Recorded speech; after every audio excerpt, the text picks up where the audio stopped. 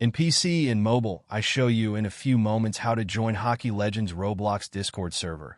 For this, we will start with the way in PC, since we are here, and then I will explain you how we can do it also in mobiles. To do this, click on the Discover icon that we can see in the lower left corner of our application. Now go to the search box that you will see in the upper right corner and type Infinity Sports.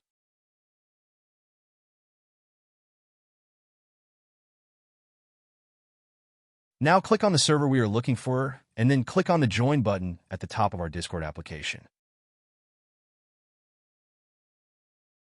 Congratulations, you are already inside the Discord server on PC. On mobiles, it is quite likely that you cannot do this same process, as it does not usually show the option to discover. That's why I'll leave a link to access to this server in the description of this video.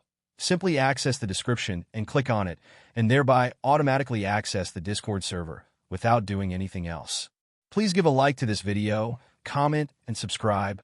Until the next one.